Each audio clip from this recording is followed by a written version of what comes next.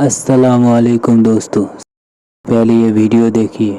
तो क्या आप अल्लाह को अपनी आंखों से देखना चाहते हैं मगर अल्लाह का ना ही देखना आपके लिए बेहतर है? Let me tell you why. तो अल्लाह कुरान में फरमाता है मूसा अलैहिस्सलाम से कि ओ मूसा, जब तुम्हारी उम्मत ने तुमसे ये कहा था कि हम तुम पे कभी भी यकीन नहीं करेंगे, यानी कि जो तौरात अल्लाह ने मूसा अलैहिस्सलाम को दी थी ना, तो उस तौरात पे कभी भी बिलीव नहीं करेंगे जब तक वो अल्लाह को उनकी खुद की आंखों से ना देख लें। और ये चीज़ क्यूरियोसिटी से नहीं थी, लाइक जानने से कि हाँ क्यूरियस हैं, वो एक एरोगेंस में बोली थी और इसी के बदले में अल्लाह ने उन पर बिजली गिरा दी थी और वो लाइक दे डाइड, मर गए सब। अब यहाँ पे क्वेश्चन आता है कि अल्लाह को हम क्यों नहीं देख सकते आंखों से? तो बेसिकली अल्लाह ने खुद को छुपा लिया है सारे फरिश्तों को, सारे प्रॉफिट्स को, कि हम बिना देखे बिलीव करें। वही तो टेस्ट है। अगर सब कुछ अल्लाह दिखा दे तो उस टेस्ट का क्या मतलब? हर कोई मुसलमान हो जाएगा। और अब बात आती है कि हम अल्लाह को अपनी आंखों से देख भी सकते हैं, तो आई थिंक नॉट, बिकॉज आपसे एक सूरज को या फिर सन को अपनी नेकेड आई से तो देखा नहीं जाता। तो जिस अल्लाह ने इन काउंटलेस स्टार्स को बनाया है, उस काउंटलेस स्टार्स में भी काउंटलेस गैलेक्सीज हैं, तो वो अल्लाह जिसने इन सारी चीज़ों को बनाया हो तो उसमें कितनी एनर्जी होगी कि आप सूरज को तो देख नहीं पा रहे अपनी नेकेड आई से, बट आप अल्लाह को देखना चाहते हैं। क्योंकि अल्लाह कुरान में कहता है कि अल्लाह पूरे जहानों का नूर है, लाइट है, और लाइट एक एनर्जी है। दूसरी चीज़ कि अल्लाह की कोई पिक्चर क्यों नहीं है? अल्लाह की कोई पिक्चर हो ही नहीं सकती और अल्लाह ये खुद कहता है कि उसके कंपैरिजन में कोई नहीं है, उसके जैसा कोई नहीं है, वो तुम्हारी इमेजिनेशन से भी आ गया। अगर हम बिना देखे बिलीव कर रहे हैं ना, तो हमारे पास एक पावर है रिपेंटेंस की, गुनाह की तौबा करने की, कि अगर हम कोई गुनाह कर दे तो अल्लाह हमें माफ कर देगा, क्योंकि हम बिना देखे यकीन कर रहे हैं। मगर मूसा अलैहिस्सलाम की कौम के साथ ऐसा नहीं था। उन्होंने प्रॉफिट्स देखे, उन्होंने सारे मिरेकल्स देखे, सब कुछ उनकी आंखों के सामने था, but they still choose to not believe in it. इसलिए अल्लाह ने उनको सजा दी और साथ ही साथ वो एरोगेंट भी थे बहुत ज्यादा। और इस इंसिडेंट के बाद अल्लाह ने जो लोग मर गए थे उस बिजली के गिरने की वजह से, उनको दोबारा से जिंदा किया ताकि वो शुक्र करें, तो उनको माफ भी कर दिया था बाद में।